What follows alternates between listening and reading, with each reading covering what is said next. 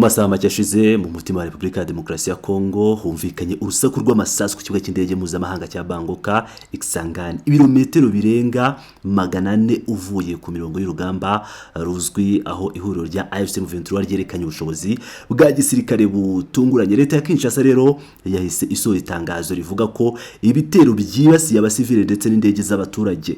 Ariko uyu munsi ntabwo tuje kubabwira amagambo, tuje kubereka ibimenyetso dufite, amashusho ya satellite, ibyavuye mu nzego z'ubutasi ndetse n'ukuri kwambaye ubusa ku byabereye Ikisangani. Nibanga rikomeye ririmo kubera mu majyepfo y'uburasirazuba bwa Kongo, kwinjira kw'ingabo zangora ku rugamba. Reka twinjire rero mu mizi y'ibimenyetso. Ukuri ko amashusho ya satellite ya 3D nk'uko muri kuyabona ku gitero cya Ikisangani. Reka noneho turebe ibyabaye mu ijoro ryo kuwa mbere 2026, aho leta y'intara ya Chopo yavuze ko guhera saa 8 z'ijoro drones za kamikaze zagabye ibitero bigamije guhungabanya ibikorwa by'ikibuga cy'indege cya gisivile cyangwa cy'abasivile. Baravuze ko byakozwe mu masaha indege ya CAA yari migwa. Ng'ibimenyetso rero bivuguruza ibyo binyoma bya Kinshasa. Nkaba mfite amashusho ya satellite ndetse n'igishushanyo mbonera cya 3D cy'ikibuga cya Bangoka. Uramutse witegereze neza urabona ko intego ya AFC M23 itigeze iba inzira y'indege z'abasivile cyangwa piste y'abasivile. Ibimenyetso simusiga byerekana ko drones zibasiye gusa inyubako eshatu za gisirikare zishwe inyuma y'ikibuga. Cyangwa izi nyubako muri kuzibona ahagana hano hejuru. Inyubako ebyiri za mbere ziherereye mu majyaruguru y'uburasirazuba bw'ikibuga. Izi nyubako nizo neza FARDC yaragize ikigo kibanga cyo kugenzuriramo ibi bikorwa cyangwa izi drones, kuyobora no gukanika drones z'intambara. Inyubako ya gatatu iherereye mu majyaruguru y'uburengerazuba, ngira ngo uri kuyibona.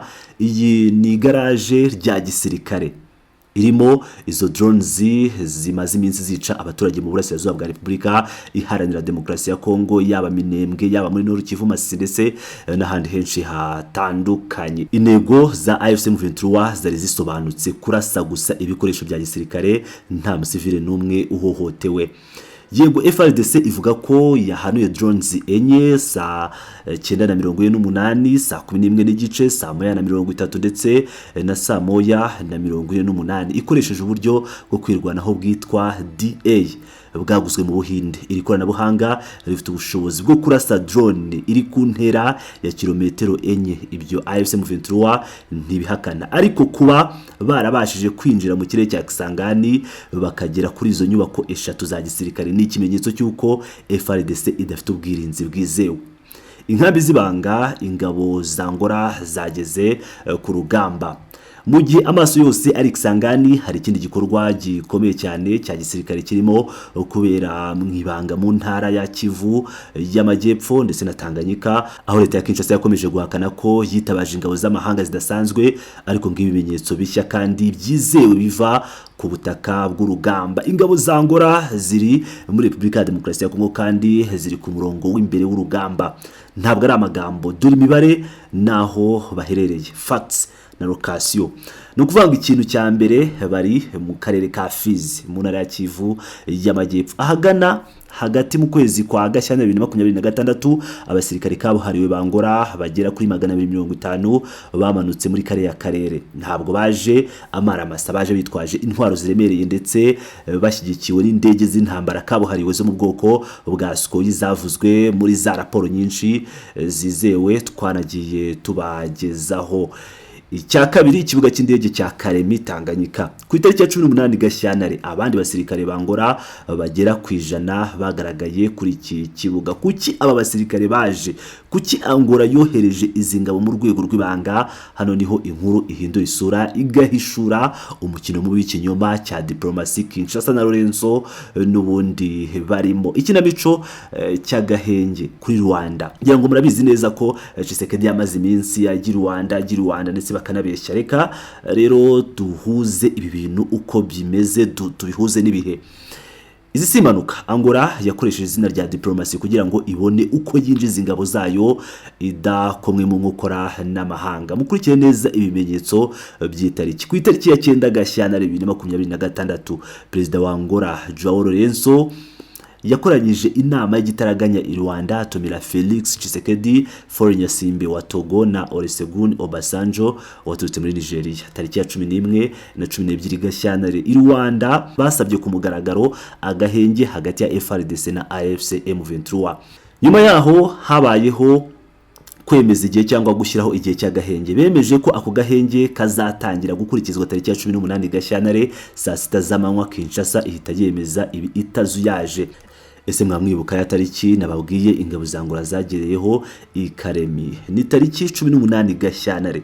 Tariki 18 Gashyantare niyo tariki agahenge kari kemeranyijwe kagombaga gutangira. Ni nabwo ingabo zangura zageze ku kibuga cy'indege cya Karemi.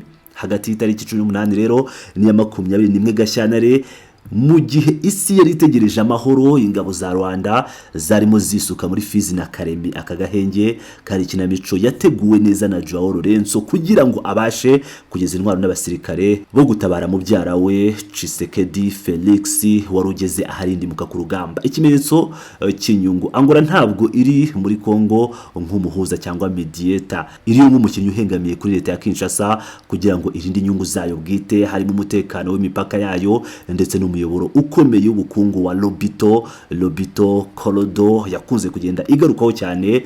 Bakarero barakenye ikinamico y'amahoro, ikinamico y'agahenge kugira ngo bategure intambara. Ku rundi ruhande intara ya Chopo irasaba abaturage b'Ikisangani kwitabira gahunda za Yebela Voise na Filimbi, gahunda zizwiho guhiga abantu bishingiye ku moko imbere mu gihugu basaka abanzi aho batari, mu gihe leta igaburira abaturage bose propaganda ivuga ko iterabwoba ry'u Rwanda na AFC M23 ryibasiye abasivile. Amashusho y'ikirere yo atwereka inyubako za Kisangani zashwanyagujwe kugira ngo hahagarikwe za drones za leta zica abaturage zibateye amabombe. AFC M23 yerekanye ikintu kimwe kigaragara: bafite ubushobozi bwo kurasa aho bashaka igihe bashakiye ndetse no mu birometero birenga 400 uvuye ku rugamba, ariko bahisemo kurasa gusa ibirindiro bya gisirikare, kubahiriza amategeko y'intambara, basiga ikibuga cy'abasivile ari gishya. Leta ya Kinshasa yitwaje ingabo za Angola zaje rwihishwa,